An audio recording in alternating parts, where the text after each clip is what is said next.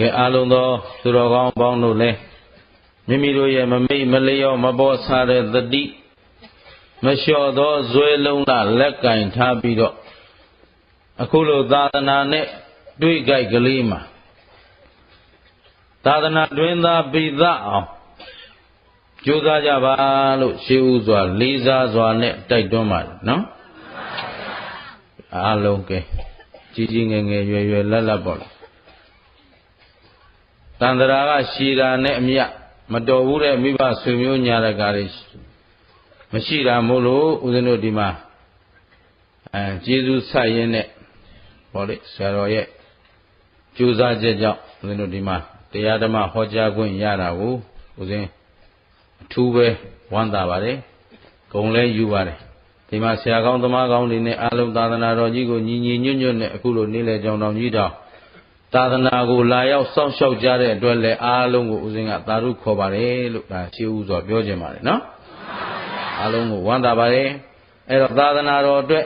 ဆက်လက်ပြီးတော့အားလုံးဒီလိုပဲညီညီညွတ်ညွတ်နဲ့သာသနာအကျိုးရွတ်တယ်ပို့ပေးကြပါလို့လည်းဦးဇင်းကမေတ္တာရက်ခံခြင်းနဲ့နော်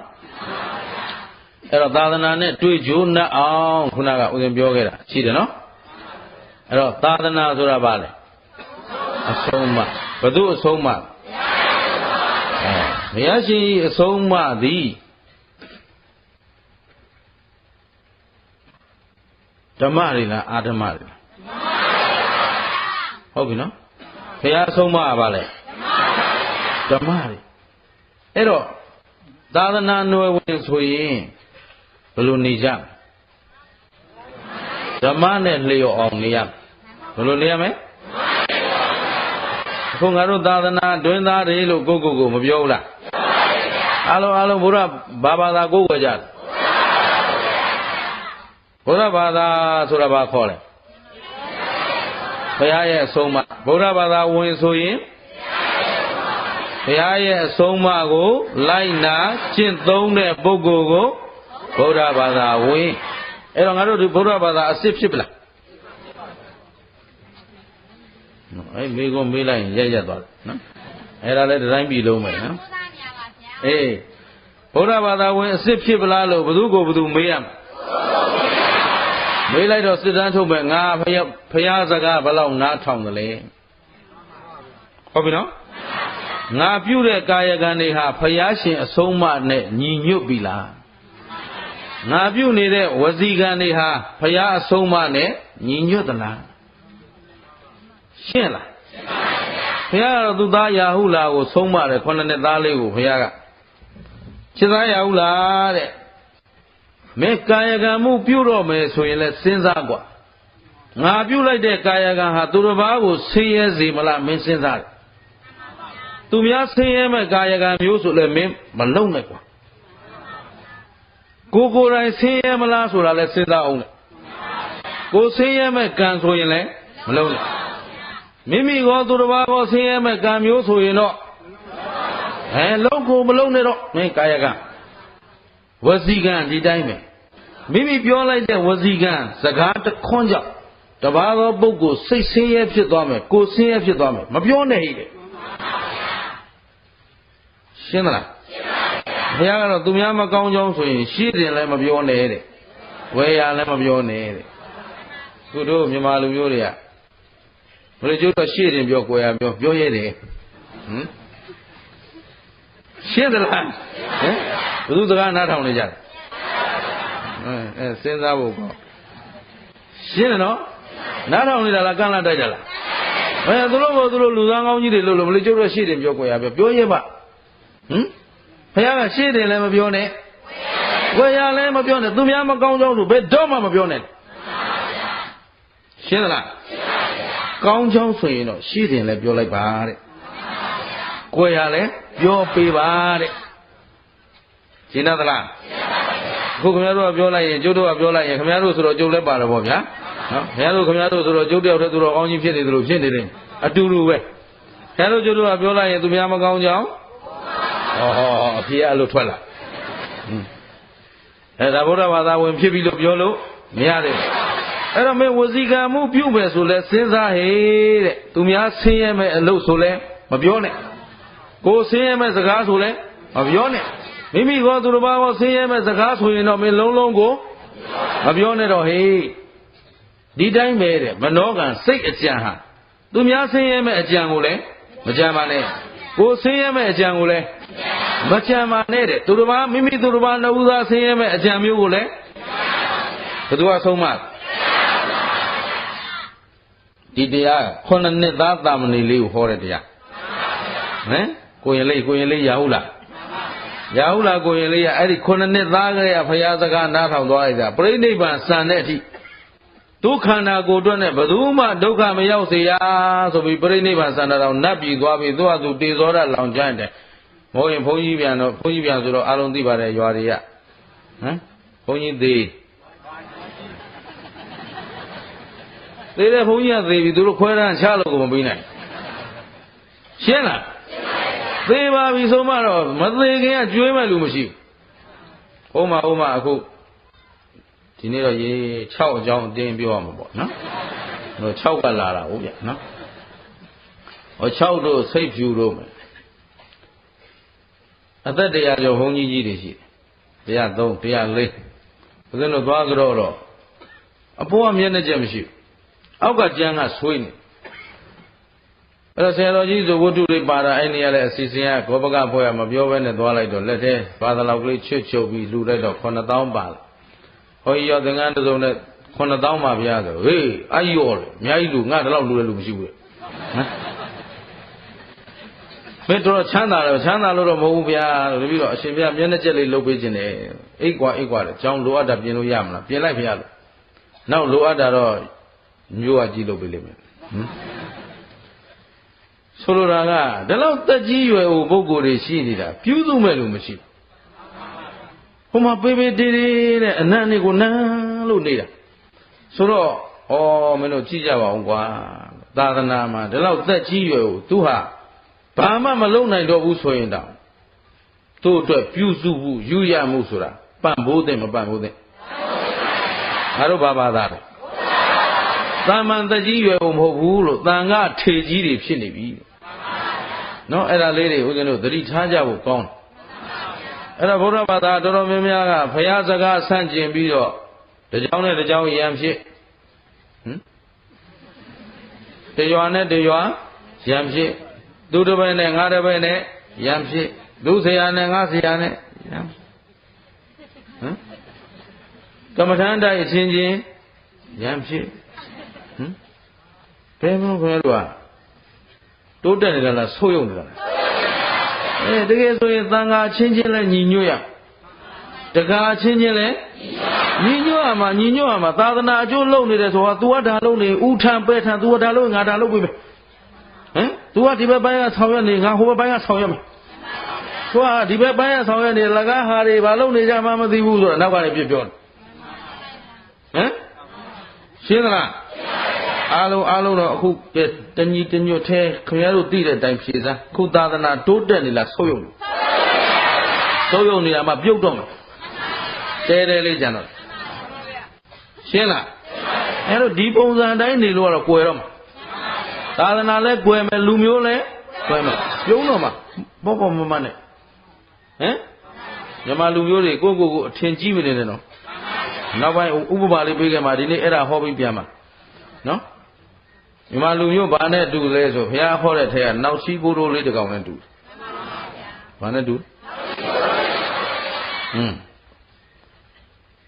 အဲ့ဒါဘာလဲဆိုတော့ဒီမှာဘုရားရှင်ကိုရောမြတ်ကြီးကယဟန်တစ်ပါးပေါ့သူကိုယ်သူမှန်နေတယ်ပြီးတော့ဘယ်သူနဲ့မှမတူသလိုမတန်သလိုနော်ဂုံဝင့်တတ်တဲ့ပုဂ္ဂိုလ်တစ်ပါးအဲ့ဒီကနေပြီးတော့နောက်ရွာတရွာမှာပေါ့လေငတုံးတစ်ကောင်ရှိတယ်ဘယ်လိုလဲရွာတရွာမှာနော်ကျောင်းကုန်းကြီးတော့မဟုတ်ပါဘူးနော်ဟမ်ဘာတစ်ကောင်ငတုံးလူတယောက်ပေါ့ဗျာငတုံးသူ့နာမည်ငတုံးနဲ့စာထဲမှာကငတုံးလို့ပါတာဒါတော့じゃဥဒုမင်္ဂလာမဲ့ထားတဲ့ထင်းအောင်မခင်ဗျားတို့နော်အဲ့ဒီငတုံးကအဲ့ဒီရွာမှာတန်ခါရဏဆွန်လောင်းပွဲတွေဟုတ်လားစေရတာမဲပွဲတွေလှုပ်တဲ့ခါကျရင်တန်ခါတွေဆွမ်းခံကြွလာရင်သူကဘာလို့လို့ဆိုမိကုန်းတွေရှောက်ရှောက်မေးတယ်ဟ ဘာလဲမေးတယ်မမေးတဲ့နာရီကောမေးတဲ့နာရီကောနော်ရှောက်မေးတော့ကတိကသတွေမေးတော့ယဟန်တွေကမဖြေနိုင်ဟုတ်ပြီနော်ဒီထဲမှာလည်းယဟန်လေးကလည်းသူစီသွားတော့ဟိုငတုံးမေးလွတ်လိုက်တာနဲ့သူအရှက်ကွဲပြီးပြန်လာဆိုတော့တန်ဃာတွေကမနဲ့လင်းအဲ့ဒီရွာဆုံးခံကြွမယ်လို့မရှိဘူးဟမ်စေတဝန်เจ้าနဲ့မနီးမဝေးလို့ပြောတာပဲအဲ့တော့ဘုရားရှင်ရဲ့စေတဝန်เจ้าကိုတခါလေရွာသူရွာသားတွေကလာပြီးရှင်ဘုရားမနဲ့ကိုတန်ဃာဘယ်နှပါလွတ်ပေးပါဦးဘုရားဒီပြောလို့ဆုံးလောင်းကြည့်လို့ပါဘုရားနော်တန်ဃာဒါနဆုံးလောင်းပွဲရှိပါတယ်ဘုရားသွားလျှောက်မနဲ့ရအောင်ကြွမယ်လို့မရှိဘူးဘယ်သူရှိနေလို့ဟုတ်ပြီနော်ငါတော့ကဘာလုပ်မေကုန်းနဲ့ရှောက်ရှောက်မေးနော်မပြေနိုင်တဲ့မေကုန်းနဲ့ရှောက်လို့အဲ့တော့အဲ့ဒီမှာလိမ္မာရေးကြရှိတဲ့ပန်းနှက်တဲ့ဥဒလေးတစ်ပါးရှိတယ်အဲ့ဒီတစ်ပါးကတခြားနေရလာတာဇေတဝန်အကြောင်းမှနေတာမဟုတ်ဘူးဇေတဝန်ကတန်ဃာတော့တစ်ပါးမှမကြောက်ဘူးနော်မထေကြီးတွေကလည်းအပြစ်ဖြစ်မှာဆိုလို့ကြောက်မထေငယ်များကလည်းဖြေရမှကြောက်တာနဲ့မကြောက်ဟုတ်ပြီနော်မေကုန်းဆိုတာဖြေလို့ရတာရှိတယ်ဖြေမရတာရှိတယ်နော်ဖြေအပ်တဲ့မေကုန်းရှိတယ်မဖြေအပ်တဲ့မေကုန်းရှိတယ်အဲ့ဒါမသိဘူးငတုံးကသူလို့ချင်လျှောက်လို့သူကိုသူတော့အဟုတ်ကြီးလို့ထင်းနေတာပေါ့ရှင်းတယ်နော်အခုတို့ဘုရားဘာသာမြန်မာလူမျိုးတွေလည်းကိုတော့သိလာပြီမတတ်လာပြီမထင်ဘူးလားအခုခင်ဗျားတို့ဘာဘာသာကိုကွယ်တယ်ဘုရားဘာသာဆိုတော့ဖရာကိုကွယ်သလားဖရာဆိုတာဘာလဲစောတော့ပဲပြောသွားတယ်သစ္စာ၄ပါးမြတ်တရားကိုဆရာမကူတရားမူဉာဏ်တော်မြတ်ဖြင့်ကိုယ်တော်တိုင်သိပြီးအများသိအောင်ဟောတတ်တာပါလေအဲ့တော့တို့ပြောရင်သစ္စာသိပြီးဟောတတ်တာဘုရားကတော့သူကိုယ်တိုင်သိတာပေါ့ကိုယ်တို့ဒါသံဃာတွေသိတယ်ဆိုတာကဘယ်သူပြောလို့သိတာအဲ့တော့ဘုရားကတော့ဘယ်သူဆရာမှမပါပဲသူကသူသိတာအဲ့တော့သစ္စာသိတာကိုဘာခေါ်လဲဘုရားသစ္စာတရားဟောတတ်တာကိုရှင်းသလားဘုရားသိပြီနော်ဒါပေမဲ့အခုငါတို့ဗုဒ္ဓံတရဏံကိသာမိမကြောက်လားကဲအဲ့ဒီကြောက်တဲ့ဗုဒ္ဓံဆိုတဲ့ဘုရားဟာကောက်ကတံဘုရားလားဂေါဏဂုံဘုရားလားကတ္တဗဘုရားလားဂေါရမဘုရားကြောက်တာလား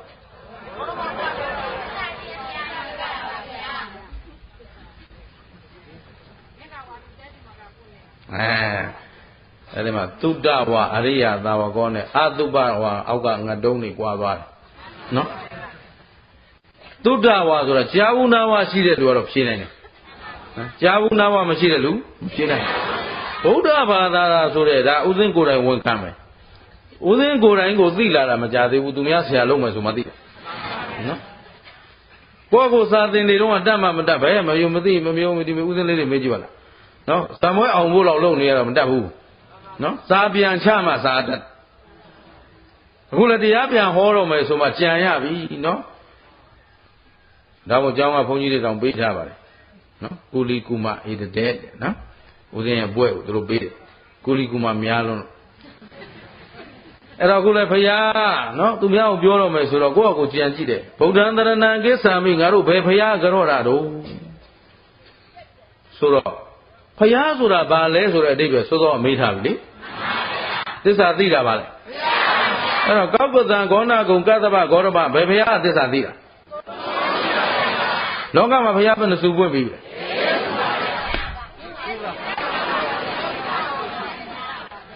သူတို့အတော်အတ္တကြီးတယ်သူတို့ကဘာကဖယားမှာဖယားတယ်နော်ကင်းဃာဝါလူသဲစုမကပွင့်ပြီအဲ့တော့ဗုဒ္ဓံလို့ခေါ်လိုက်ဆိုလိုက်ရင်ကင်းဃာဝါလူသဲစုမကပွင့်ပြီးသားဖယားအားလုံးကိုကြော့လာဆိုခင်ဗျားတို့ကဂေါရမကွက်ကွက်လေးကြော့တယ်လို့ကွက်ကြံနေတယ်ခင်ဗျာရှင်းလားအဲ့ဒါမှသဗ္ဗဗုဒ္ဓ ानु ဘာဝေနသဗ္ဗအလုံးစုံသောဗုဒ္ဓဘုရားရှင်တို့ဤနုဘာဝေနအာနုဘောကြောင့်ဒီလိုလာမှာပေါ့ခေါ်ခင်ဗျားတို့သဗ္ဗမှာမကြိုက်ပဲဧကပဲကြိုက်တာပေါ့ဟမ်တကန်နဲ့တပိုင်းနဲ့ကောင်းလားအားလုံးကိုကြော့ကောင်းလားဖယားဆိုမှတော့အကုန်တူတူပဲခင်ဗျတနင်္လာတောင်းကဖယားနဲ့တောက်ကြတောင်းကဖယားပဲဖယားကပူတကိုကြီးတော့ဟမ် တောက်ကြသားသွားကြတော့မယ်ဆိုတော့တနေ့တော့ကြတော့ရမလားတောက်ကြတော့ကြတော့ရမှာ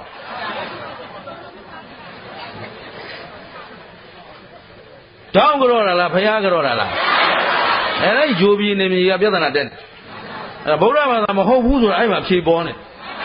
ဖျားနေစေတီတော့အများကြီးပဲဗုဒ္ဓဘာသာအစစ်အမှန်ဖျားမရှိဘူးဟမ်ဖျားဆိုရင်လာပြီးအတောင်တွေရောအလက်တွေရောအရွက်တွေရောဘယ်ဟာဘူးလို့ဘူးအောင်မသိဘူးတို့ဖျားဆိုတာရိုးရိုးရှင်းရှင်းလေးရှင်းတယ်နော်ဟိုကြည့်ရသေးတယ်တို့ဖျားတယ်ရှင်းလားဒါဖျားတော့တချို့လေပင်ပန်းကုန်းတွေပါလေဆွတ်ထားသေးတယ်ဟမ်ကိုဥသုမင်္ဂလာပန်းကုန်းကြီးဆွတ်ကြည့်ပါမယ်ဘယ်နဲ့ရှင်းပြေးမလားဒီကတုံးနဲ့တောင်မပြေလဲတာဟိုဖျားပြေလဲပါမှာရှင်းလားအဲ့ဒါအတောင်တွေလက်တွေလျှောက်လို့ဆိုဘုရားကိုပြောက်ဘုရားသိပြီနော်နောက်တော့ရောင်ဝါဗုဒ္ဓဘာသာတွေမဖြစ်စေနဲ့ဟမ်တို့ဘယ်ဘုရားကြောလားလဲဘုရားဆိုတာဘာခေါ်လဲသစ္စာတရားသိတာကိုဘုရားကျင့်သလားကောင်းပြီဓမ္မံတရဏံကိသာမိမကြောက်ဘူးလားတရားဆိုတာဘာလဲ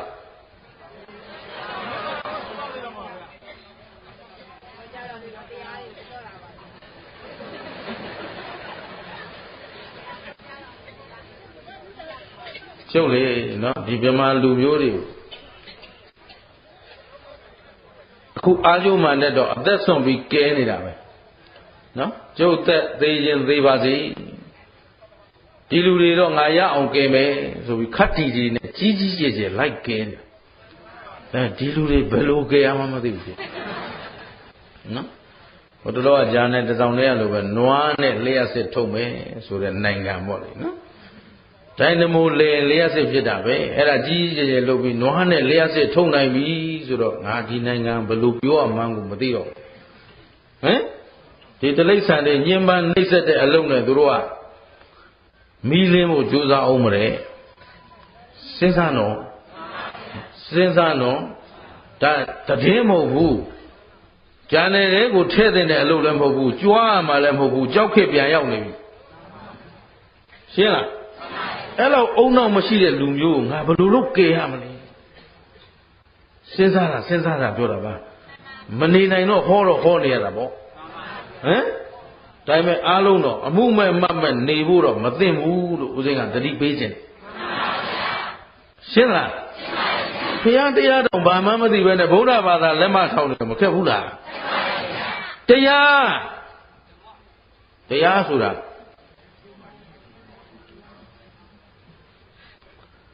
သစ္စာပေါ့ဗျာသစ္စာဆိုတာတရားပါပဲနော်ဗာလေးများဖြေနိုင်မလို့စောင့်နေတာဓမ္မခန္ဓာ84,000ပြောတဲ့လူကရှိတယ်နော်တရားဆိုတာသစ္စာသဘောတဘာဝဓာတ်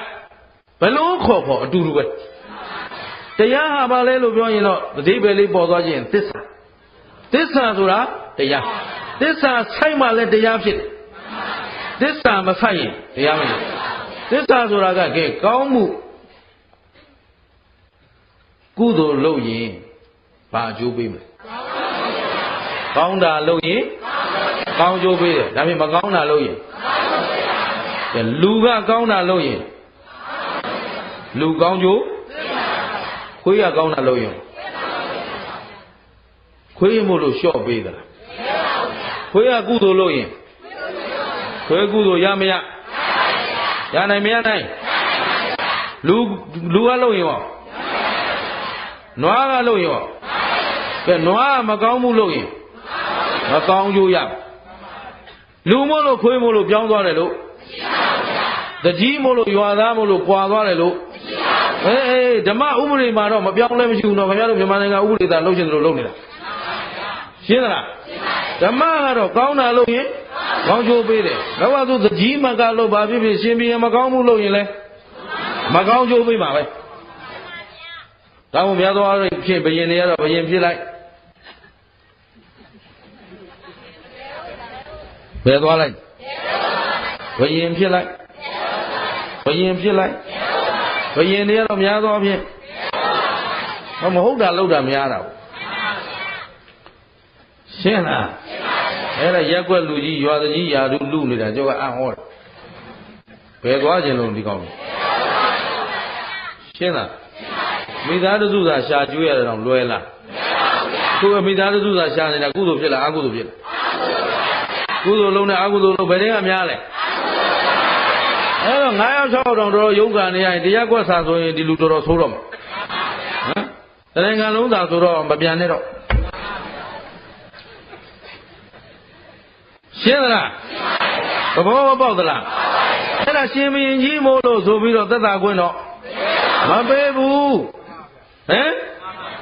တရောင်းသားကကုသိုလ်လုပ်ရင်ဟောတောင်းသားကောင်းကျိုးရမလားမရဘူးလားမင်းကတော့တရောင်းသားမို့လို့ကုသိုလ်နည်းနည်းပဲယူရှိသလားဒါဖြင့်ဓမ္မန္တရဏံကိစ္ဆာမိလို့ဆိုရင်တို့ကကောက်ကတန်ဟောတဲ့တရားလားကတ္တဗဟောတဲ့တရားလားဂေါရမဟောတဲ့တရားလားဘယ်တရားကြတော့မရှိမှလူနတ်တွေရှိတယ်နော်အဲ့ဒါနောက်ကတော့မနတ်ဘူးသူတို့သိမှမသိပဲဟုတ်ဟမ်တရားဆိုတာသစ္စာဘုရားရှင်တိုင်းဟောတဲ့တရားမှန်သမျှသစ္စာတရားအဲ့တော့ငါတို့ကဓမ္မန္တရဏံကိစ္ဆာမိလို့ကြောရလိုက်ရင်ဂေါရမဟောတဲ့ဗိဒက3ပုံဓမ္မခန္ဓာပေါင်း84,000နဲ့ကြောတာလားဘုရားအလုံးဤသစ္စာတရားကိုကြောတာလားအဲ့ဒါမှတ်ထားရှင်းသလားရှင်းပါပြီဒီဘုရားတသန်းတူတူလေးမလို့တရားအတူတူပဲဟောသွားနောက်ဘုရားကျတော့ तू ကဇတ်တော်တွေပိုးကျဲကျဲလာအောင်ဟမ်ဒီကိုယ်တော်ကတော့45ဝါပဲနေရတာဆိုတော့ तू က950နိဗ္ဗာန်တောင်လောက်ပဲဟောနိုင်တာမေတ္တေရကြတော့အသက်ကရှည်မှာတသိန်းသန်းဆို तू က1500နိဗ္ဗာန်တော်တွေပါလေလှုပ်ရှင်လှုပ်နေမှာပေါ့ရှင်းသလားရှင်းပါပြီအဲ့တော့သူတော်အောင်လို့သိထားမှာသစ္စာသီးသားလေးရဲ့တရားဆိုတာသစ္စာပဲအဲ့ဒီမှာသူ့နာမည်တွေရှိတယ်တရားဆိုတဲ့နာမည်ရဲ့သစ္စာဆိုတဲ့နာမည်ရဲ့ဓမ္မဆိုတဲ့နာမည်ရဲ့သဘာဝဆိုတဲ့နာမည်ရဲ့သဘောဆိုတာရဲ့ဓာတ်ဆိုတာရဲ့အကုန်အဲ့ဒါတရားတွေကြီးပဲရှင်းလားအဲ့တော့ငါတို့ကိုယ်ွယ်စည်းကပ်တဲ့တရားသည်ဘုရားရှင်တိုင်းဟောတော်မူခဲ့သောသစ္စာတရားဆိုမှတပ္ပဓမ္မာနုဘာဝေနာအနုဘော်တွေဝင်သွားတယ်ရှင်းသလားဒါဖြင့်ဒီလောက်ဆိုရင်သိပါပြီရောကြည့်လို့ရပါပြီသံဃာတရဏံကိစ္ဆာမိဆိုတော့ဘယ်ဘုရားလက်ထက်ကသံဃာပြောလဲဒါရောကြည့်တာခေါ်တယ်နော်အဲ့လိုနည်းနည်းရောတတ်ရင်ကိုမဆိုးပါဘူးနော်ဘုသူမင်္ဂလာတော့ဟိုတုန်းကအားခဲ့တာသံဃာဆိုရင်ကိုအခုမျက်မှောက်ရှိနေတဲ့သံဃာလောက်ထင်ခဲ့တယ်အဲ့တော့စာရိပေရိဖတ်တော့စာရဲပေရဲရေးထားတာကသံဃာတရဏံကိစ္ဆာမိသံဃတဒေမလို့ဆိုရင်ဒီတို့ဘုရားလက်ထက်မှာဘယ်သံဃာဘယ်ရစဩ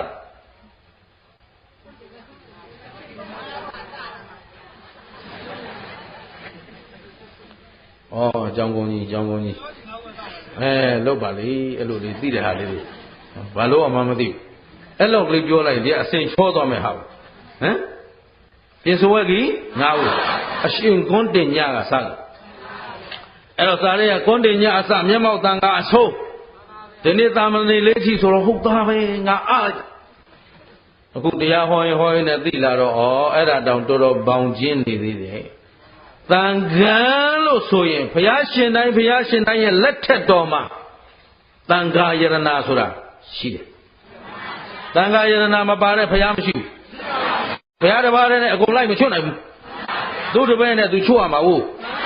ရှင်သာရိပုတ္တရာဟောမှကျွတ်မဲ့တပည့်ကိုဘုရားဟောလို့မကျွတ်ဘူးဘုရားဆိုပြီးတော့အကုန်သွမ်းနေတော့မထင်နဲ့သူတာဝကမှသူကျွတ်တာရှင်းလားဒီတော့သံဃာယရဏဆိုတာဘုရားရှင်တိုင်းမှာပါမပါအဲ့တော့သံဃာတရဏံကိစ္ဆာမိဆိုရင်ဘယ်သံဃာကြောလားခင်္ဃဝါလူသဲသူမကပွင့်တော်မူပြီးတိုင်းသောဘုရားရှင်တို့ဤသံဃာကိုကြောတာရှင်းလားရှင်းပါပြီဒါမို့သံဃာတစ်ပါးကိုစော်ကားရင်အဲ့ဒီသံဃာအားလုံးကိုစော်ကားတာနဲ့အတူတူပဲသံဃာတစ်ပါးကိုပြစ်မှားရင်သံဃာအားလုံးကိုပြစ်မှားတာနဲ့အတူတူပဲဘောမမပါနဲ့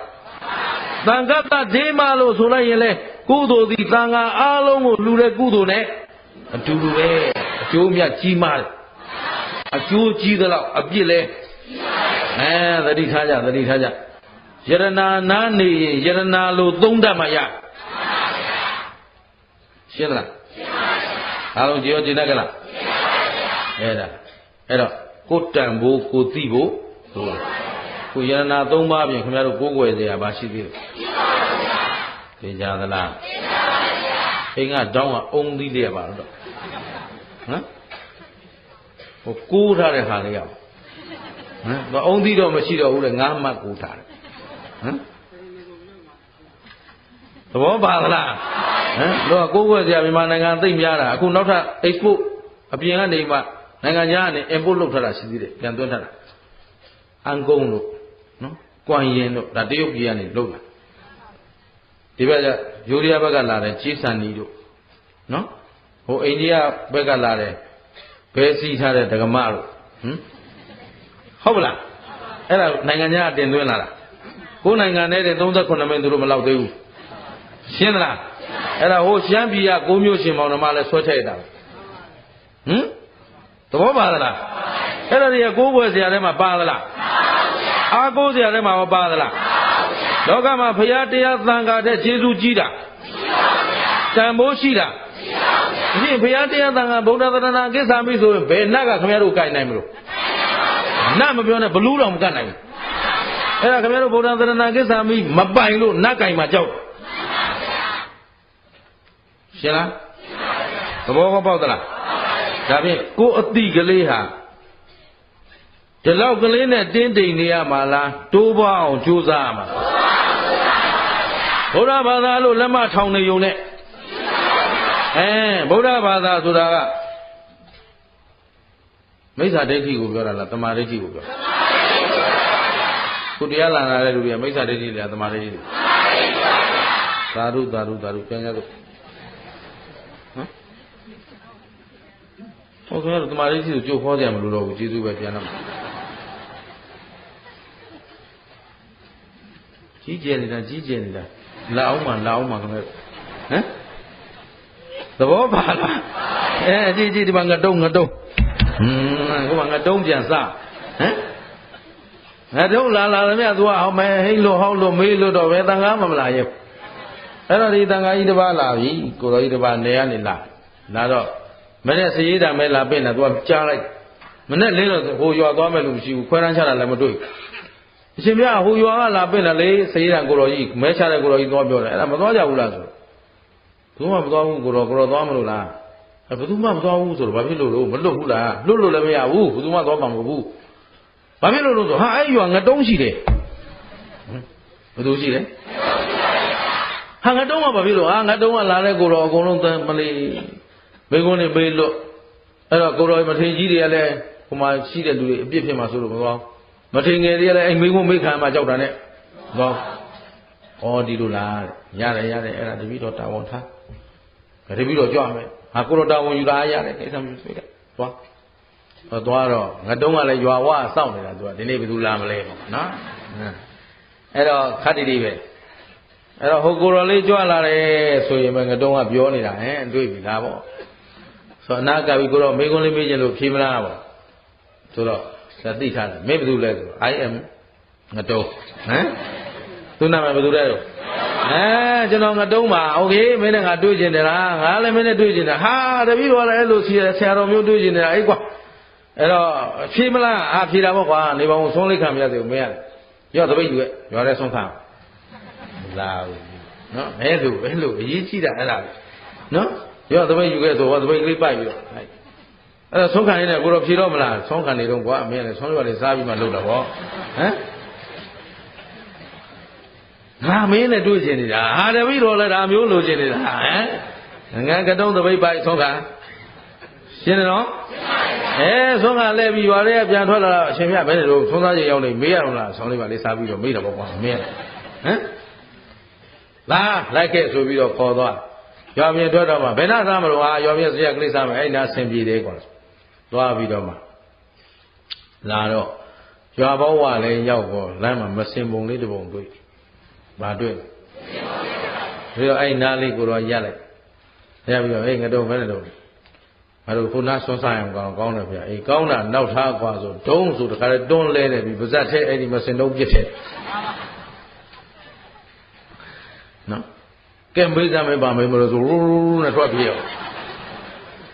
ဟမ်နောက်ထပ်ဘယ်သူသွားငါတုံးကဘုန်းကြီးသုံးကကြွလာတယ်ဆိုရင်ကိုဘာလို့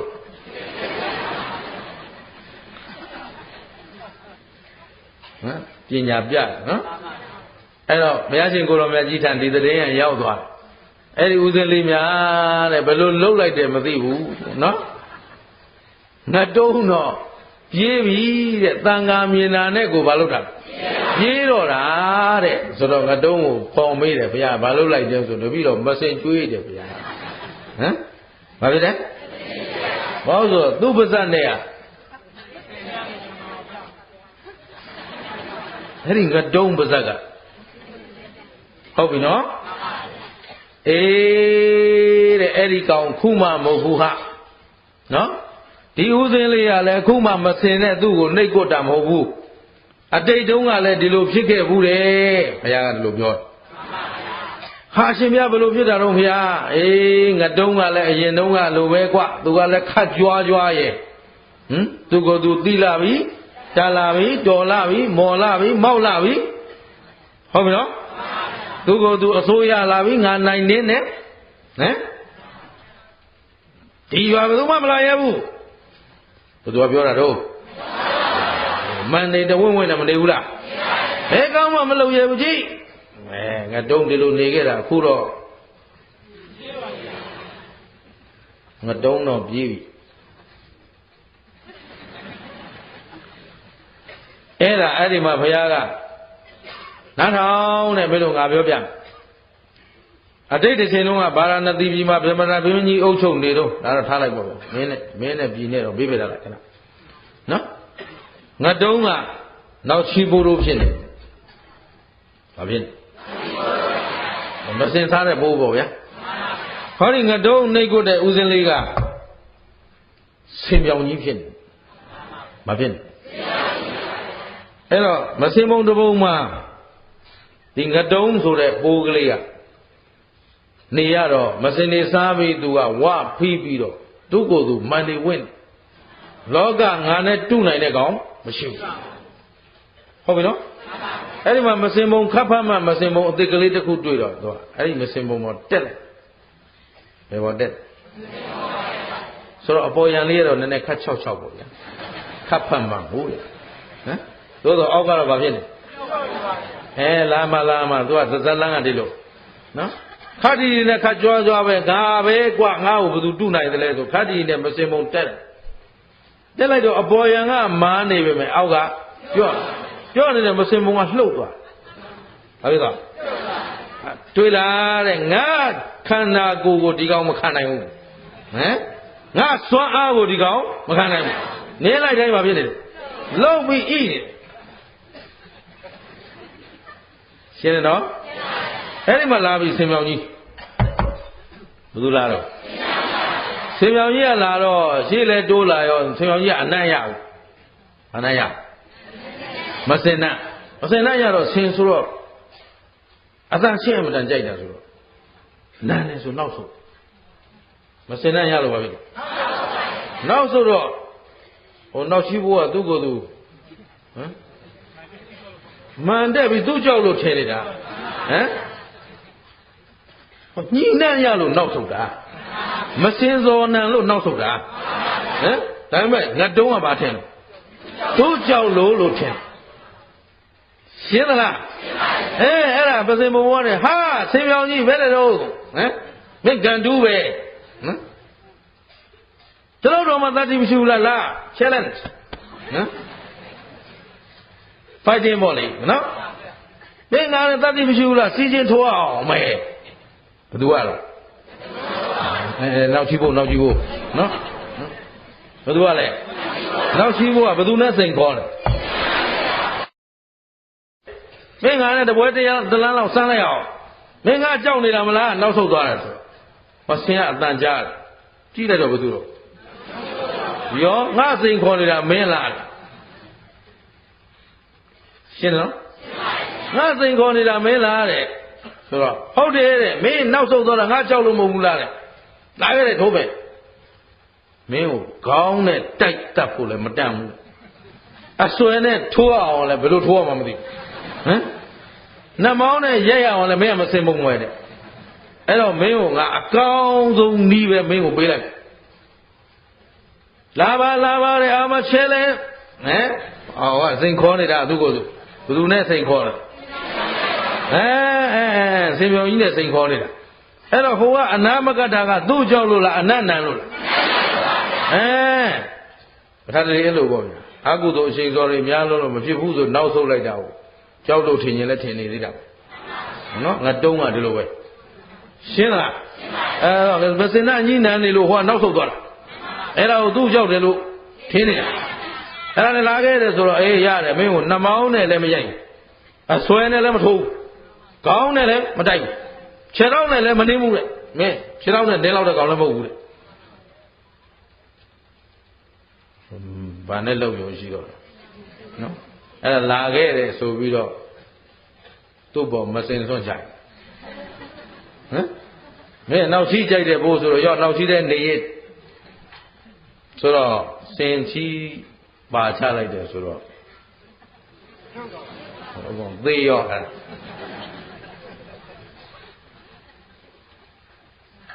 ါပြီးပါပြီကိုယ့်အကိုပဲအဆင်ပြေသလိုကြည့်လို့ပါတော့ရှင်းသလားကိုယ်ကတော့ဘာသာလဲသိသလားဘာသိတာသိသလားမသိပါနဲ့များလားဘာသိဟမ်ဟိုတရားတွေသိပလားလာတော့မှခုနကတော့တမာဒိဋ္ဌိတွေဆိုမတို့ကိုတို့ဟမ်ရှင်းသလားခုခင်ဗျားတို့ကျုပ်တို့မှသိထားတဲ့အသိဟာဘာမှမပြောပတ်တော့သေးဘူးသာသနာနဲ့တွေ့ကြိုးနှပ်ပြီလို့ဆိုလို့မရသေးဘူးဘုရားရှင်ရဲ့သာသနာအဆုံးမှအသီးပွင့်လေးမှသုံးဆောင်ခံစားနိုင်ခြင်းမရှိရင်ငါတို့ဒီဘဝလူပြေသဘောပါသလားကိုဘဝလေးကိုမှန်တက်မနေနဲ့ငါတို့ကဘယ်အဆင့်ပဲရှိနော်ချီဖို့အဆင့်ပဲရှိပါလိမ့်ဘယ်အဆင့်ပဲရှိလဲရှင်းတတ်သလားအဲ့တော့ဒါမှန်တဲ့နေရမယ့်အချိန်လားကြိုးစားနေရမယ့်အချိန်လားအဲ့တော့သစ္စာအသိတွေသိတဲ့သိအောင်ကြိုးစားခုရှိတာခင်ဗျားတို့ခန္ဓာဘယ်နှပါလဲမဲခန္ဓာ၅ပါးကိုပိုင်သလားမြဲသလားကဲပြောကြည့်သမှာခန္ဓာ၅ပါးဘာတွေပါလဲ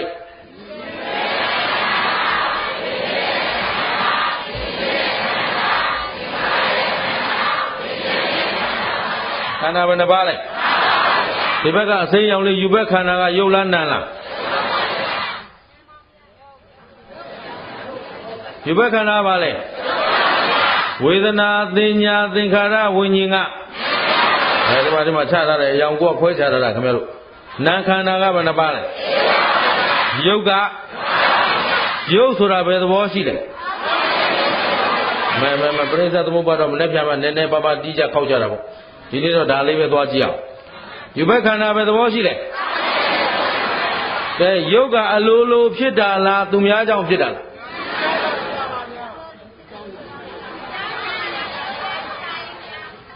ဟုတ်တယ်ရှေ့ကဒကာကြီးနဲ့ဆရာလေးတွေရှိလို့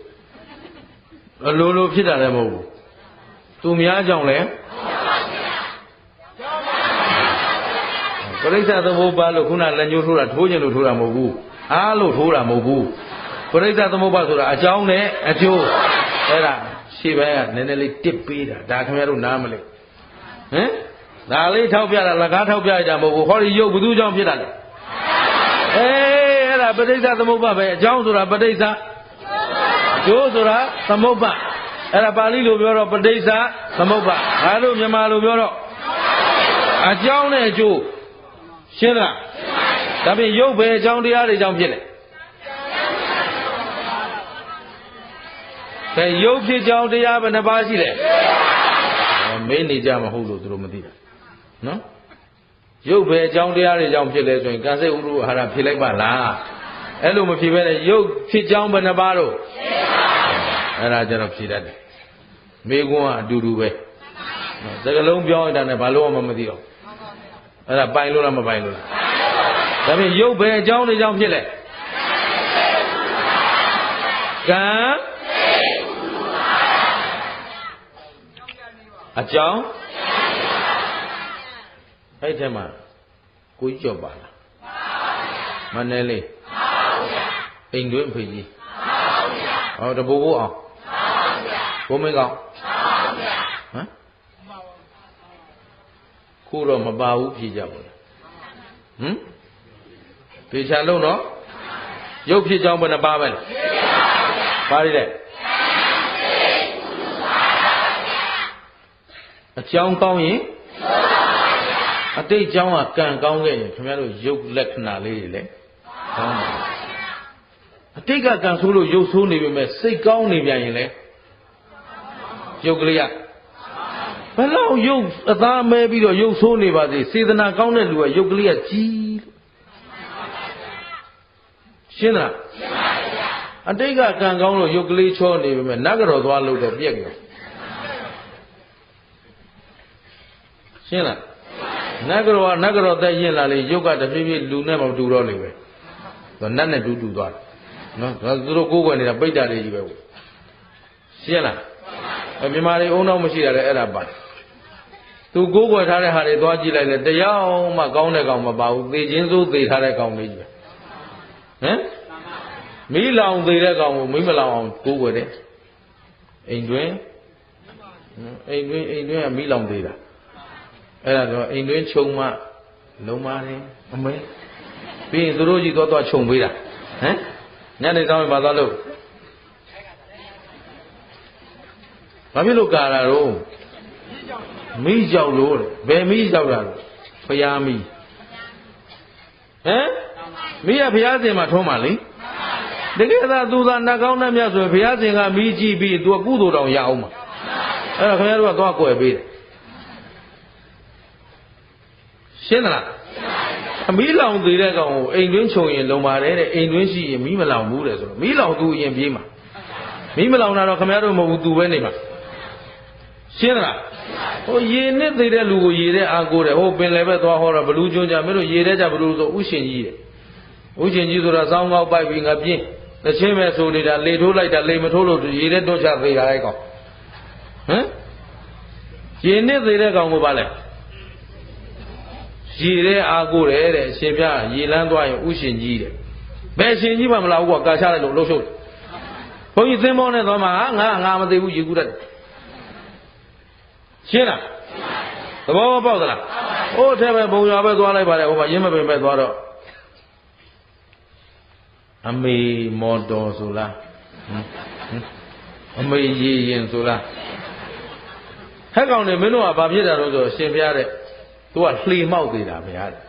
အဲ့တော့လှေနဲ့လို့ပြောလို့မရဘူးဒီချောင်းထဲမှာလှေလို့ပြောလို့မရဘူးရေရင်လို့ပြောရတာလေဩအဲ့လိုလားဒါဖြင့်သူ့ကိုဘယ်လန်းအာကိုလို့ဆိုတော့ရေလန်းအာကိုသူကိုယ်တိုင်ကိုကရေနစ်သေးတာမင်းတို့အားလဲအားဟမ်သူတော်မကယ်နိုင်တာမင်းတို့ရှင်းသလားဟိုမူးနေတဲ့ကိုကြီးကျော်အားကိုးတဲ့ကောင်ရှိသေးတာဟမ်ကိုသားသမီးအယသမားဖြစ်တာကြိုက်လားမကြိုက်ဟိုအယသမားဘာလို့ပူဇော်နေကြလဲရှင်းသလားအယသမားကြက်သမားဖဲသမား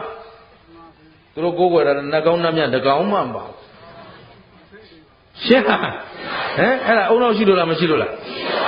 ကိုလောက်မှကံမကောင်းတဲ့ကောင်တွေသွားကိုးကွယ်နေတယ်ဆိုမှတော့ဒီတဲ့နစ်เสียပဲရှိတော့ရှင်းရလားအဲ့တော့အကြောင်းဘယ်နှပါပဲရှိတယ်ဟိုစိတ်ကူးရင်နေတဲ့ဘိုးဘိုးအောင်ဘိုးမင်းကောင်ဆိုတဲ့ကောင်တွေပါလားသူတို့ဟာသူတို့တော့မကယ်နိုင်ဘူးနော်အဲ့ဒီကောင်တွေဘယ်မလဲဆိုဒဲအိုးမယ်ကြိုက်တဲ့လူလာခဲ့ရှင်းတယ်နော်ရှင်းပြမယ်ဘာကြောင့်ဒဲအိုးရောက်တယ်ဆိုတော့သက်သေရှိတယ်ကြည်ရတယ်နော်ဒါပြန်တကယ်စဉ်းစားမှာပါလားကံစိတ်ဥရုအာငါယုတ်ကျမ်းမာရေးချွတ်တဲ့နေတာကံကြောင့်လား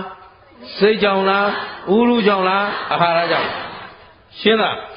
အာဟာရမှားရင်လည်းကျမ်းမာရေးဖောက်မှာပဲဟမ်ဥရုဖောက်ပြန်ရင်ကောအခုခင်ဗျားတို့မိုးကတဲ့အောက်မှာပူပူလောင်လောင်နေပြီးညနေတအားပူလိုက်မယ်သတိထားနားလေးစီးလာလိုက်နဲ့ညကြတအားအေးမှာဦးရရှင်းသလားအဲ့ဒါပဲအဲ့တော့ကံ စိတ်ဥရုအာဟာရအကြောင်းဘယ်နှပါလဲဒီဘက်ကနာခန္ဓာဘယ်နှပါလဲနာခန္ဓာ၄ပါးဘယ်သူကြောင့်ဖြစ်လဲအာယုန်နဲ့ဓာရပြန်ပြောဝေဒနာခန္ဓာခံစားတာလဲဘယ်သူကြောင့်သင်ညာကမှတ်သားတာလဲသင်္ခါရကပြုပြင်တာလဲဝိညာဉ်ကသိကြံတာလဲရှင်းသလားအားလုံးနာခန္ဓာ၄ပါးလုံးကဘယ်သူကြောင့်ဖြစ်အဲ့ဒီမှာငါစိတ်တွေအလိုလိုလေးနေတယ်လားဟုတ်လားအလိုလိုဆိုရင်အဟိတုကအလိုလိုတော့မလေးဘူးလေးစရာအာယုံရှိလို့ပြောရမှလည်းခက်နေတာလေအဲ့တော့ဘာသုံးလိုက်တော့ဆိုတော့အလိုလိုဟမ်ငါအလိုလိုဥမြူးနေတာတော့အလိုလိုတော့မမြူးချဲပေါက်တာလူသိမှာဆိုလို့ရှင်းသလားဒါပြင်အလိုလိုဖြစ်တယ်ဆိုတာရောရှိသလားရှိပါဘူးဒါတို့စိတ်တွေကိုသူများကရောပြုပြင်လို့ရသလားဘယ်သူကိုဘယ်သူပြုပြင်ရမလဲရှင်းသလားအဲ့တော့ဘုရားကဘယ်သူကိုဘယ်သူအားကိုးလို့ပြောတယ်အတ္တာဟိအတ္တနောနာထောအခုဗုဒ္ဓဘာသာတွေကကိုအားကိုးသလားသူများကဲခိုင်းသလားဒါပေမဲ့ဒါဗုဒ္ဓဘာသာဟုတ်မဟုတ်မိစ္ဆာဒိဋ္ဌိလားသမာဓိဋ္ဌိလားသူများအားကိုးနေတဲ့လူဟာဘယ်သူကိုဘယ်သူအားကိုးမှကိုအားကိုးမှသမာဓိဋ္ဌိကိုအားကိုးစရာလဲဘယ်နှပါးရှိတော့မေးရင်လက်၃ချောင်းထောင်၃ပါးပေါ့နော်ဘာလဲ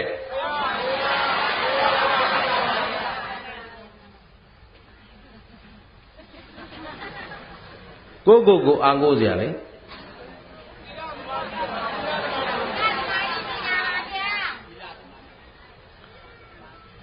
မှန်တယ်သီလသမာဓိပညာ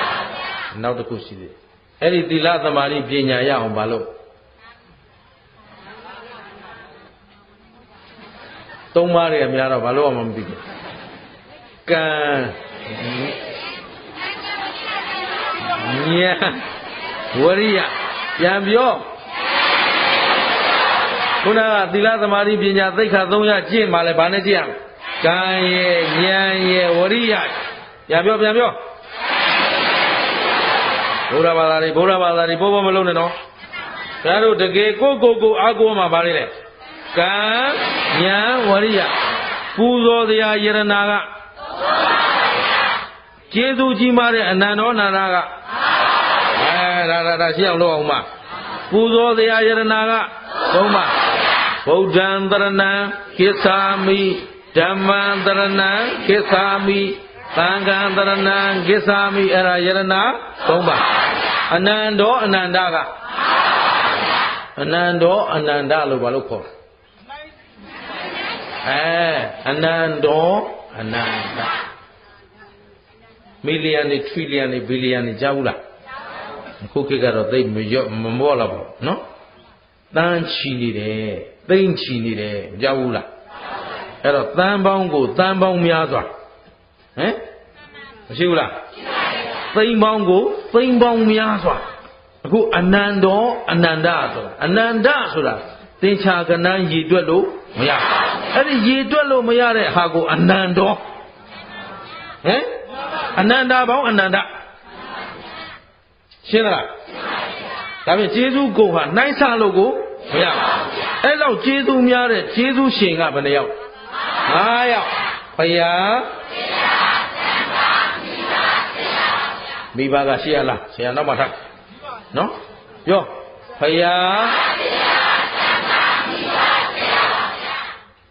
ရှင်းလားဒါမို့ကြောတော့ကျေးဇူးရှင်၅ယောက်ကိုကြောဟုတ်ပြီနော်ဒီ၅ယောက်ကိုမေ့လို့ရမလားအဲလိုမိဘကသာမွေးမလာရင်ဒီလိုလူဖြစ်မလားမဖြစ်တဲ့ပြင်ဒီလိုဗုဒ္ဓတရားနဲ့ကိုတွေ့မလားဒါပြင်မိဘကျေးဇူးရှိမရှိအားလုံးမွေးရုံမွေးထားမကျွေးနဲ့ရှိလားမရှိဘူးလားမွေးကျေးဇူးဆိုတာရှိတယ်အဲ့တော့မိဘဆိုရင်အားလုံးမိဘဆန္ဒကိုလိုက်လျောနိုင်အောင်ကြိုးစားမိဘကိုပြန်မပြောနဲ့ရှင်းတယ်နော်ဘာဖြစ်လို့မို့လို့ကျေးဇူးရှင်မို့လို့ ဘာရှိနေလို့ကုံကုံပြောမယ်မိဘနေသေးလိုက်ဆိုအဲ့နားနဲ့လဲသေးလိုက်ဘာမှစောရကမတက်နဲ့ရှင်းလားဘုသူမင်္ဂလာတို့ဒီတိုင်းပဲပြုစုခဲ့ပါမိဘနဲ့မိခင်နဲ့ဖခင်ဖြစ်ချစ်သမျှအကုန်ဖြစ်ရစေရှင်းလားအဲ့တော့ကျေးဇူးရှင်ကိုပြစ်မှားလို့ပြစ်မှားရင်ဘယ်သူပဲနေမုန်းမှာကျေးဇူးရှင်ကတော့ဘာမှဖြစ်မသွားဘူးဖယားပြစ်မှားလို့ဖယားကနိဗ္ဗာန်ကနေများသွားရိုင်ရွဲ့သွားစရာရှိတာအခုဖယားပဲရောက်သွားပြီပရိနိဗ္ဗာန်ဆံသွားပြီဘာလို့သွားပြီခင်ဗျားတို့ကြိုက်တဲ့လောက်စော်ကားသူ့အတွက်ဘာမှထိခိုက်စရာဘယ်သူထိခိုက်တရားပြစ်မှားရင်လဲသံဃာပြစ်မှားရင်ဟောဟေးဒီနေ့ဦးဇင်းတို့ဓမ္မဂရိကတွေကခင်ဗျားတို့အော်ဟစ်ပြောဆိုနေတာကကျုပ်တို့အတွက်ပြောနေတာလားခင်ဗျားတို့အတွက်ပြောနေတာရှင်းသလားဒါမှနေတယ်ဒီလိုမဟုတ်ဘူးဒီလိုဟုတ်တယ်ပြောရတာတချို့အဝေဖန်မခံနိုင်ဘူးအဝေဖန်မခံနိုင်ရင်ပြည့်စည်ပြီရှင်းသလားအဝေဖန်မခံနိုင်တဲ့လူဟာဘယ်တော့မှတိုးတက်တယ်လို့မရှိဘူးအဝေဖန်မခံနိုင်တဲ့တိုင်းပြည်လည်းပြည့်စည်တာပဲရှင်းသလားဒီလားစီများဆုံးမနေတာဆိုတာကျုပ်တို့အတွက်လားခင်ဗျားတို့အတွက်အားလုံးလက်ခံသလားဒါဖြင့်အနန္တောနာ၅ပါးဆိုတာပြစ်မှားရမလားဥဒိဋ္ဌာရမလားဥဒိဋ္ဌာဆိုတာသူတို့စကားကိုအမြဲတမ်းအလေးထားသူတို့အဆုံးအမကိုအလေးထားပြီးတော့အမြဲတမ်းကျေးဇူးဆက်နိုင်အောင်ကြိုးစားရှင်းသလားသင်ဆရာမြင်ဆရာကြားဆိုတလုံးတပါဒပညာရတစ်ခုသူလုံနေတာကြည်ပြီးတတ်သွားရင်လည်းဆရာပဲသူပြောတာကြားပြီးတတ်သွားရင်လည်းဆရာပဲအဲ့ဒီဆရာကိုပြစ်မှားတိုက်သလားသူတော့အတန်းနဲ့သင်ပေးနေတဲ့ဆရာတော်လက်သီးနဲ့ပြန်ထိုးရတဲ့ကောင်တွေရှိနေပြီရှင်းသလားအဲ့ဒါသိလို့လားမသိလို့လားအဲ့လိုရိုင်းဆိုင်ကြမ်းတမ်းလာတာတွေရှိလာရင်တို့ဒီတိုင်းထားရမလားပြုပြင်ပေးရမယ်ရှင်းတယ်နော်ကောင်းပြီအဲ့တော့တတိထာဝရိယဆိုင်ပညာနဲ့ကြည့်ပြန်ပြောကိုဘွားလေးကိုသာသနာနဲ့တွေ့ကြိုးနှက်အောင်ကြိုးစားရှင်းသလားအဲ့ဒီမှာကြည့်ဒီမှာရုပ်ကိုထောက်ပံ့ထားတာအကြောင်းဘယ်နှပါလဲရုပ်နဲ့ပတ်သက်လာရင်စဉ်းစားရမယ့်အကြောင်းကဒါပဲဘာလေးလဲကံဒီပြင်အကြောင်းရှိသေးလားသူတစ်ပါးကပြုစုတာရောရှိလားသူများတကိုးကြောင့်ရောဖြစ်သလားဘာပဲလဲဘာလေးလဲနာနဲ့ပတ်သက်လာရင်အကြောင်းတရားဘာနဲ့ပါလဲဒီပြင်ရှိသေးလားအားလုံးသိကြတယ်နော်ကဲဒီနေ့ပြောခဲ့သမျှပြန်ကြည့်အောင်ဖယားသိပြီလားပူဇော်တတ်ပြီလားဗုဒ္ဓံတရဏံကိစ္ဆာမိဆိုရင်ဘယ်ဖယားအာယုံပြုမလဲသစ္စာသိရင်လည်းဖယားအားလုံးကိုအာယုံပြုဓမ္မံတရဏံကိစ္ဆာမိဆိုရင်သစ္စာတရားဘာတရားလဲအဲ့ဒီသစ္စာတရားဘယ်သူတွေဟောခဲ့တာဂင်္ဂါဝါလူသဲစုမကဘယ်ဖယားပွင့်ပွင့်ဒီတရားပဲဟောမှာဒီတရားမဟောရင်လည်းဖယားမဟုတ်ဘူးရှင်းသလားသံဃံတရဏံဂစ္ဆာမိဘယ်သံဃာလဲဂင်္ဂါဝါလူသဲစုမကပွင့်တော်မူသောဘုရားရှင်အားလုံးဤသံဃာရှင်းသလားနောက်တစ်ခုကမိဘနဲ့ဆရာသမားကျေးဇူးရှင်ဘယ်နှယောက်လဲအဲ့ဒီ9ယောက်ကိုသတိပညာနဲ့ထားပြီးတော့ကာယကံလည်းမမားစေနဲ့ဝစီကံလည်းမနောကံလည်းရဲ့ကြည်လားခုနကငတ်တုံးတန်ဃာလည်းသူဘာလို့ပြစ်မှားသူကိုယ်သူလည်းအဓိမာနတွေတဲ့နေရှင်းတယ်နော်အဲ့ဒါကိုခုနကမထေရလောင်းကသူ့ကိုဘာနဲ့ဖိချတာမစင်နဲ့ဗျာမစင်မွန်းသေးရောရှင်းနော်ခုလည်းခင်ဗျားတို့နေကြတာ၅ပါးအာယုံကာမဂုဏ်ဆိုတာကျင်ကြီးပုံနဲ့တူတယ်ဒုက္ခဘုံလားဒုက္ခဘုံမှန်ဝဲမနေနဲ့ကိုမိသားစုတွေနဲ့ကိုဟုတ်နေတာရွာထဲမှာမလေးလာသမားစီးသိချင်းပုံရှုံမလားလုပ်လိုက်သေးတာရှင်းသလားခင်ဗျားတို့ပိုင်ဆိုင်တာလေးကတနိုင်ငံလုံးနဲ့ပြန်ကြည့်တာကဘာနဲ့ပြန်ကြည့်တာကဘာကြီးတစ်ခုလုံးနဲ့ကြည့်ရင်ခင်ဗျားတို့ကျိုးတို့ကမုံကြီးစိတ်လောက်တောင်မရှိဘူး ရှင်းသလားအဲ့ဒါလေးကိုကိုယ်ဘုံကိုနန်းကိုကြတန်းလေးကိုတော်တော်ဟုတ်နေတယ်ထင်တယ်တကယ်တော့ဘာဘုံလဲမစင်ဘုံသူ့ပါလေလားအသုပါလေဘုသူခန္ဓာကမြန်သူ့ပါထွက်ဟမ်ဘယ်လိုခန္ဓာထွက်သမျှကဘာလဲအဲ့ဒါအသုဘလေးဘောကမန်ဝင့်နေရင်အဲ့ဒီအသုဘပြီးပြီရှင်းသလားခုနငတုံးမစင်ပုံပြီးတော့ခင်ဗျားတို့ပြုံးနေတာခုလည်းခင်ဗျားတို့ဘာပြီးနေတယ်တင်တယ်ဒါတရက်နေ့ရလာဟောလို့လာနိုင်တာရက်ရှည်ကြီးများသာဆိုရင်မစင်တော့ရမထွက်နိုင်ရှင်းလားဒီပိဋကပြောတာမဟုတ်ဘူးမလာတဲ့လူတွေပြောနော်ပိဋကကတော့ဒါအလုံးသာယသမီးရေစွန့်ခွာပြီးတော့အခုဘာလာနာကြဒါမစင်ဘုံကခွာလာတာခဏနေရင်ရှင်းသလားသဘောပေါက်သလားအဲ့တော့ခန္ဓာကြီးကသူ့ပါလားအသူ့ပါလားဒီကဘာချမ်းသာတာထွက်တော့မျက်စိကထွက်တော့နာရှိတော်တယ်ဒီကနှစ်ပါးကြီးမလို့နှာခေါင်းက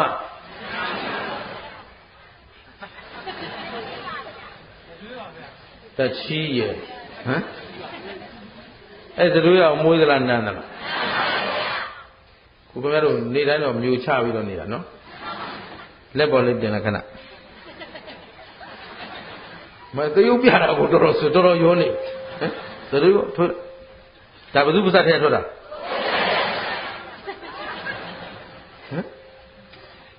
ဟမ်ဘယ်လိုထုတ်ပြီးပြန်တော့လို့ရတော့ရဲလားဘယ်လိုသူ့ပါလားအသူ့ပါလား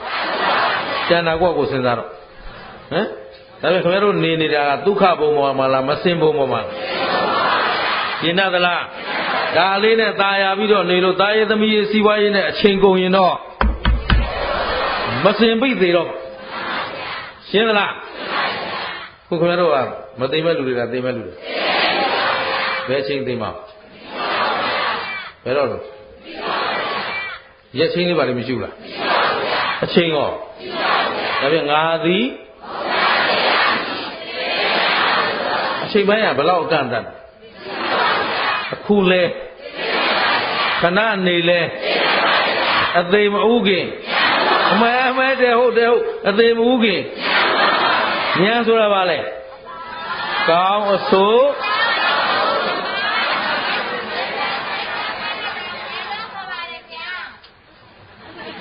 ဒီနားလေးတွေဖြေးနေတာဟိုဟာတွေကမော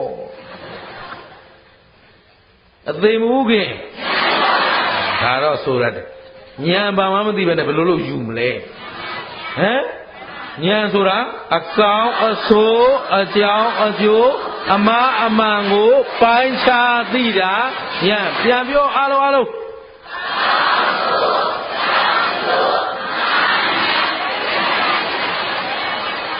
ရှင်းသလားဒါပေမဲ့ဉာဏ်ရှိခြင်းရဘယ်လိုလုပ်မလဲ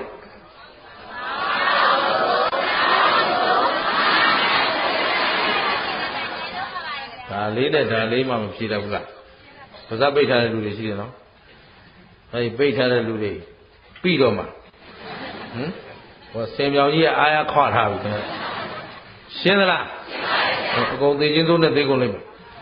အနေစိုးနဲ့နေရင်ပြင်းရင်ဖြင်းတယ်ပြင်းရင်သူခင်ဗျားတို့ကဒီကပြန်ရင်ထမိတ်စားမှာပြုံးမစားဘူးဟိုမှာညအောင်မှာဟိုအော်အောင်မှာနော်ဘာမှမစားရတဲ့လူကခင်ဗျားတို့အော်ပေးနေတာခင်ဗျားတို့မအော်နိုင်ဘူးလားဒါရဲ့လှုပ်တာဖြင့်ညာရှိအောင်ဘယ်လိုလုပ်မလဲအကောင်အဆိုးအကြောင်းပိုင်းခြားသိအောင်ကြိုးစားမတာဒုံးတီကြီးတွေလုပ်မနေနဲ့ဘာမှငါဒုံးလို့ဆိုနေဟမ်မစိန်ဘုံဘောကနေမှန်ဝဲတယ်ဉာဏ်ဆိုတော့အကောင်းဆုံးအကြောင်းကျိုးအမှန်မှန်ကိုပိုင်းခြားသိတာဉာဏ်ဒါဉာဏ်ကိုအဓိပ္ပာယ်ဖွင့်ထားပြီအဲ့ဒါဖွင့်ပေးတာလကားဖွင့်ပေးတာမဟုတ်ဉာဏ်ရှိအောင်ဘယ်လိုလုပ်မလဲဆိုအကောင်းဆုံးသိအောင်လုပ်အောင်အကြောင်းကျိုးအမှန်မှန်အဲ့ဒါပြောတာပေါ့ဟမ်အဲ့တော့ဉာဏ်ရှိအောင်ဘယ်လိုလုပ်မလဲဆိုတော့လေအကောင်းဆုံးအကြောင်းကျိုးအမှန်မှန်ကိုပိုင်းခြားသိရမှာပါဖယားဒီလိုလားမှာပေါ့သူကပိုင်းခြားသိတာဉာဏ်ဟမ် ဖြေတာကိုကညံမပါဘူးဟင်ညံအကြောင်းမသိပဲညံရှိအောင်လုပ်လို့ရမလားကျဲတာအဖြေပဲကျုပ်တို့သာသနာဆုံးနစ်လာတာသာသနာတော်ကြီးတစ်ဖြည်းဖြည်းကြရှုံးလာတာအဲ့ဒီညံကို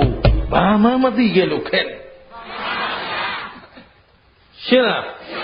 သတ္တန်တရားလုံးသူများပါဇက်များလမ်းဆုံးလားသူများပြောတာနဲ့တင်ချိန်ကုန်လားအဲ့တော့ညံရှိအောင်လို့ငယ်တော့အမေနဲ့ဖေသိပ်ပြောပေါ့ဆရာသမားလည်းပြောဟဲ့နေညံရှိအောင်လို့ညံလွှာသုံးစားလွှာသုံးစားဆိုတော့သင်သုံးသားနဲ့လွှာရမလားဘရိဓာတ်နဲ့လွှာမလားဘယ်ဟာလွှာမှလည်းမသိဘူးဟမ်ဒါပြန်လွှာတော့အမေညံဆိုတာဘာလို့ဟဲ့ညံဆိုတော့ညံမဟုတ်ခေါင်းကိုပူလို့သူလည်းမပြောနိုင်ဘူးရှင်းသလားဟုတ်တယ်ခင်ဗျားတို့ညံဘာမှမသိပဲကျုပ်ကညံဘယ်လိုလုပ်ရှိအောင်လုပ်မလဲလို့ဆိုတော့ငါတုံးကျုပ်ကိုပြောခဲ့တာအဲ့ဒါကျုပ်နာမည်ဒီမှာရှင်းလားဒီလိုက်စာအုပ်တွေလိုက်ရှာတော့လည်းညံဖွင့်ထားတာမရှိဘူးအဲ့တော့ဘသူကပြောလိုက်ညံရှိအောင်လုပ်တယ်ရောညံဘာမှမသိပဲနဲ့ဘယ်လိုလုပ်ရှိအောင်လုပ်ရှင်းလားအဲ့တော့ဒီရရှိကာယကံဝစီကမနောကံဘာလုပ်ကောင်းအဆိုးပိုင်းခြားသိအောင်လို့ရမှာအဲ့သူကလေးနဲ့သူသဟဇာတဖြစ်အောင်ဖြေဦးဟမ်ဒီရရှိကာယကံဝစီကမနောကံလှုပ်တိုင်းကောင်းဆိုး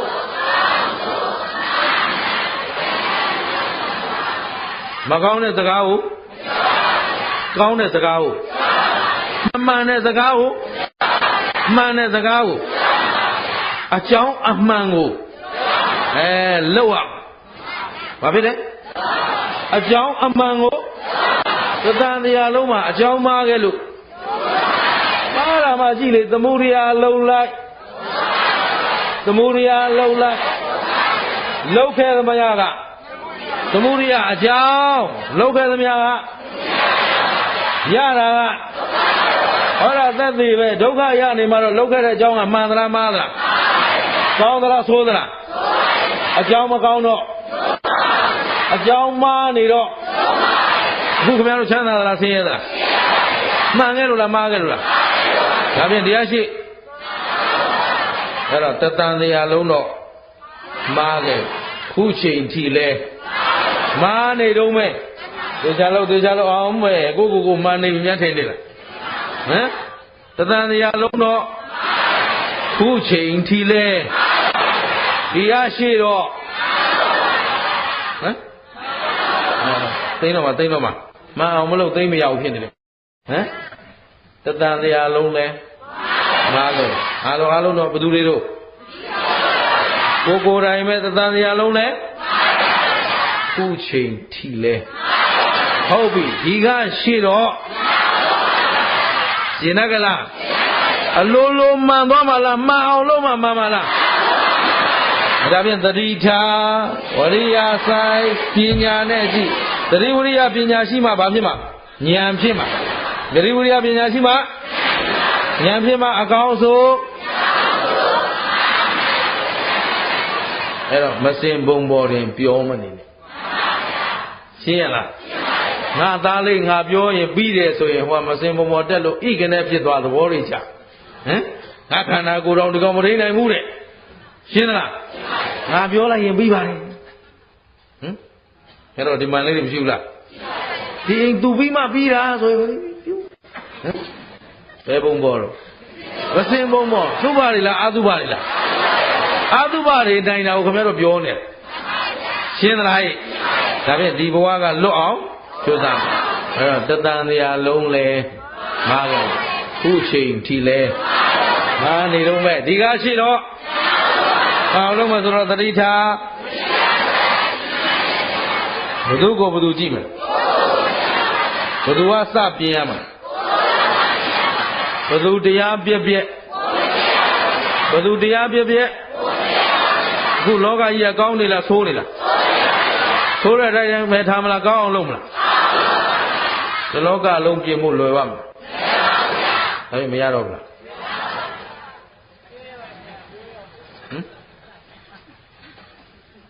သိတော့မယ်ရပါသိတော့မယ်ဒီဖြေထွက်ပြီးသိမယ်ဘုရားခင်ဗျားတို့မစင်ပုံနဲ့နှစ်တော့မှာ တို့ကဟိုခွာထားပြီးပါချတော့ရှင်းလားရုပ်ဆိုရင်အကုန်ဆုံးလုံးမျိုးတော့နော်အဲ့တော့အခုချိန်ခင်ဗျားတို့အင်အားကိုမေးထားမှရလောကကြီးတစ်ခုလုံးကကောင်းနေလားဆိုးနေလားတစ်ခုလုံးကောင်းအောင်ပြင်ဖို့လွယ်ပါ့မလားပြင်လို့ရပါအောင်မရရင်နဲ့ပြန်မလာဘူးမရဘူးဆိုမှတော့ဘာလုပ်နေတော့မှာဟမ်ရလားမရဘူးရပါတယ်တလောကလုံးနိုင်စရာမလိုပါဘူးတယောက်ချင်းကောင်းရင်တမိသားစုကောင်းပါတမိသားစုချင်းကောင်းလာရင်ဘုရားကွက်ကောင်းလာရင်တရွာလုံးကောင်းပါတယ်တရွာလုံးကောင်းရင်တမျိုးနယ်လို့တမျိုးနယ်ချင်းကောင်းလာရင်တတိုင်းပြည်လုံးကောင်းပါတယ်ခင်ဗျတယောက်မှမကောင်းလို့တနိုင်ငံလုံးမကောင်းတာရှင်းလားသဘောကျသလားအဲ့လူတွေမကောင်းဘူးဆိုကိုကဟောဒီလူတွေကောင်းတဲ့လူတွေမဟုတ်ဘူးဆိုကိုယ့်ဘက်ထိုးရတဲ့လက်ညိုးကဟိုဘက်ကိုဘယ်နှချောင်းတို့ကိုယ့်ဘက်၃ချောင်းပါဒီလက်မဘယ်လိုလုပ်ထိုးမလို့တော်လုတ်ပါနော်ဒီလက်မတော့ထက်ကပြတာထက်ကဟာတွေလည်းမကောင်းဘူးလို့နတ်ပြည်ဟာပြောတာပါရှင်းသလားဘယ်ဟာကောင်းလို့ဘယ်ဟာမှမကောင်းဒီတိုင်းပဲထားရမလားသူခင်ဗျားတို့မသိတဲ့လူတွေကသိတဲ့လူတွေအသိဉာဏ်ရှိမရှိဟိုကိုအသိဉာဏ်ရှိတယ်လို့ယုံရင်ကောင်းအောင်ဒါပေမဲ့ခုနစကားပြန်ပြောမယ်တတန်တရားလုံးတော့မှားခဲ့ပြီအခုချိန်ထိလဲဒီကရှိဘယ်သူကိုဘယ်သူတာဝန်ယူမလဲအားလုံးရက်ကြလို့ရဲ့လောကကြီးမကောင်းဘူးကြီးမေးပါနဲ့ကိုလေးပဲတာဝန်ယူပေးပါရှင်းသလားမမှန်တာမလုပ်ဘူးကွာမဟုတ်တာမလုပ်ဘူးဟဲ့ရှင်းသလားကွာခင်ဗျားတို့ကမဟုတ်ဘူးလားမောင်တို့ကြီးမဟုတ်ပါဘူးမဟုတ်ပါဟုတ်သလားမောင်တို့ရဲ့ဟုတ်ပါတယ်ဟုတ်ပါတာမပါဘူးရှင်းသလားမဟုတ်တာဆိုရင်မလုပ်ဘူးကွာမမှန်တာဆိုရင်မပြောဘူးဟဲ့ရှင်းလားဘယ်သူကိုဘယ်သူတာဝန်ယူလောကကြီးမကောင်းဘူးထိုင်ကြီးနေမှာလားကိုယ့်အကိုကောင်းအောင်ကြိုးစားမှာအားလုံးကျင်တတ်တယ်နော်အခုငါတို့ဘဝလေးကဘယ်ပုံပေါ်မှာမစင်ပုံပေါ်ကနောက်ရှိဖို့လေးပါခင်ဗျဆင်ပြောင်ကြီးကခွထားပြီရှင်းသလားပလုံးဆိုရင်တော့ဒီတော့အသေးမဥကင်းကဲခန္ဓာဘန္တပါဖြစ်ဘာသစ္စာသိတဲ့ဉာဏ်ကမေဃသစ္စာလာရင်ဒီဘက်ကလောဘဒေါသမောဟတဏှာမာနဒိဋ္ဌိတွေလာအောင်မလားမလာရင်သေတာကနောက်ခန္ဓာမလာတာကသစ္စာဘယ်နှချက်ကဲကဲသို့သစ္စာ၄ချက်တစ်ပြိုင်တည်းကိုက်မှသာလျှင်တန်တရားဝတ်တွင်းကလွတ်ကင်းနိုင်မှာဖြစ်တဲ့အတွက်မိမိရဲ့ဘာမှအဖို့မတန်တဲ့ဘဝကလေးကိုသာယာမနေကြပဲနဲ့ကောင်းတဲ့ကောင်းအောင်လွတ်မြောက်အောင်သာသနာနဲ့တွေ့တော့ကြိုးစားကြပါစို့လို့